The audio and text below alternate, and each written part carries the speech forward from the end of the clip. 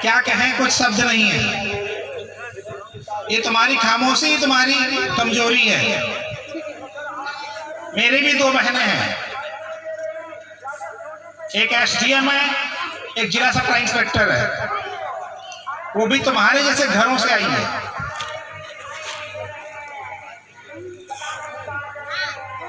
तो आप लोग इतना बोलने में कमजोर क्यों हो?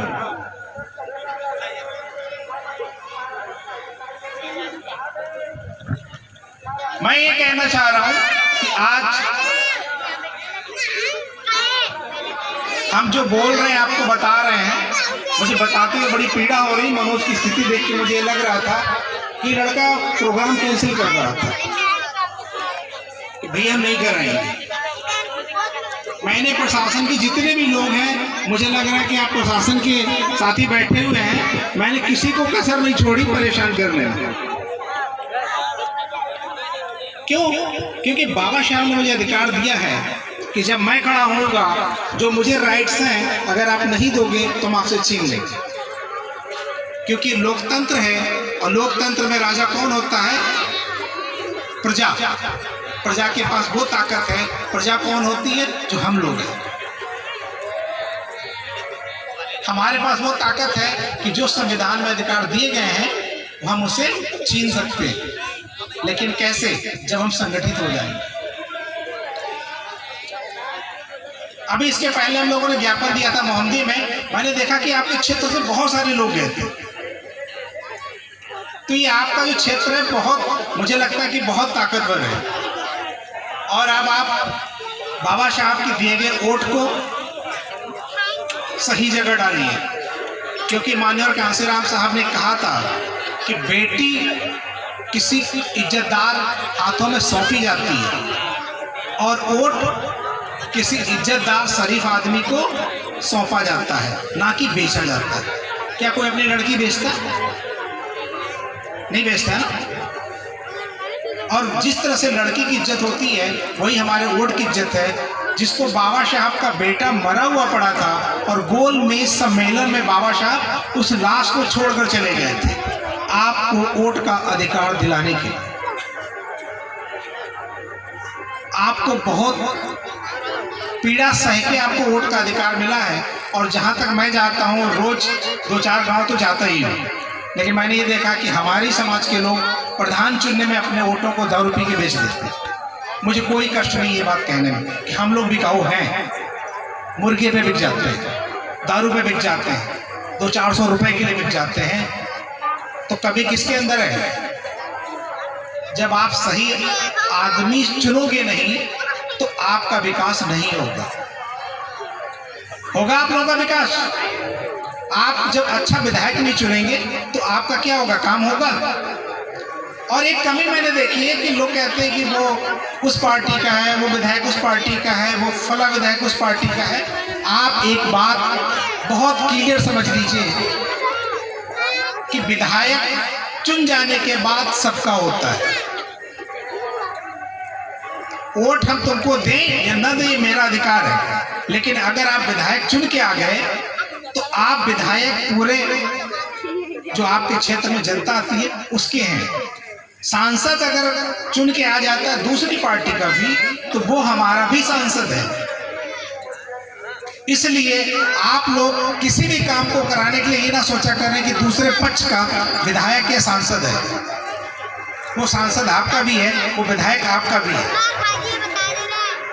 परेशान ना हो, मैं 5 मिनट से ज्यादा नहीं लूंगा।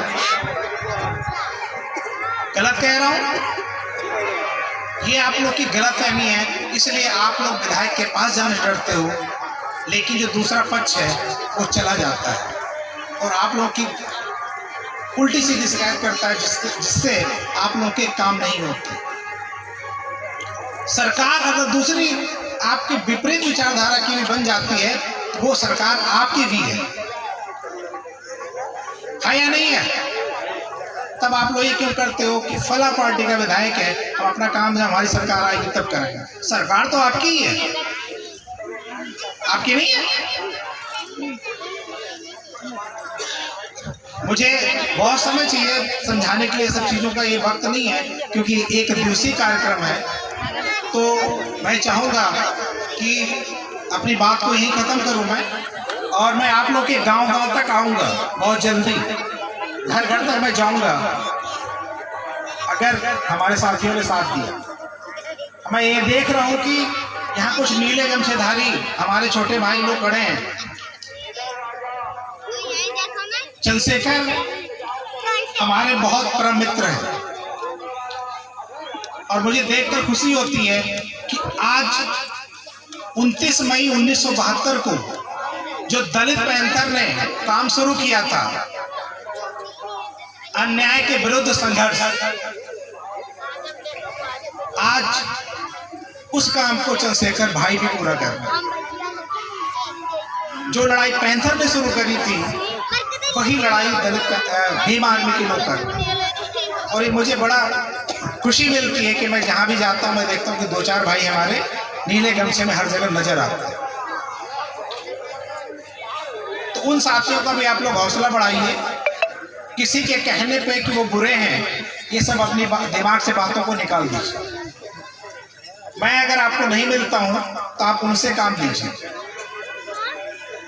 वो अगर नहीं मिलते आप हमसे काम लीजिए, क्योंकि सोशल वर्कर का कोई पार्टी नहीं होती, उसकी सिर्फ विचारधारा होती है जो अपने कौम के लिए लड़ती है, अपने कौम के हक के लिए लड़ाई लड़ती है।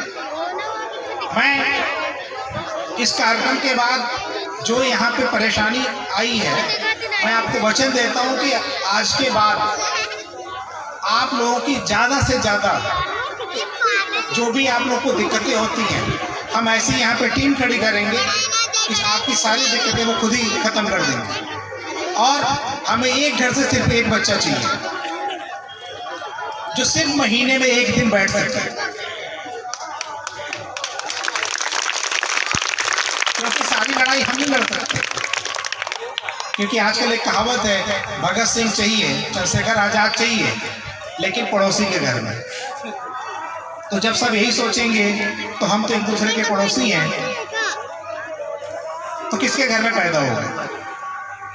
इसलिए हमें अपने घर में भी डॉक्टर B.R. अम्बेडकर पैदा करना है, मान्यवर कांशीराम साहब पैदा करना है, चंद्रशेखर रावण पैदा करना है, दलित पैंथर के लोग पैदा करना है, तब आपकी समस्याओं का समाधान होगा। बोलिए, क्या आप लोग अपने घर से एक एक बच्चा हमें दे सकते हैं जो महीने में एक दिन बैठ सकता है? कितने लोग तैयार हैं? हमारी बहनें नहीं तैयार है। उठाइए हाथ और कहिए कि सोशल मूवमेंट के लिए हम लोग अपने घर से एक बच्चा जरूर भेजेंगे महीने में जो एक दिन बैठ सके। उठाइए, शर्म आ रही है, कभी भला नहीं हो सकता आप लोगों का।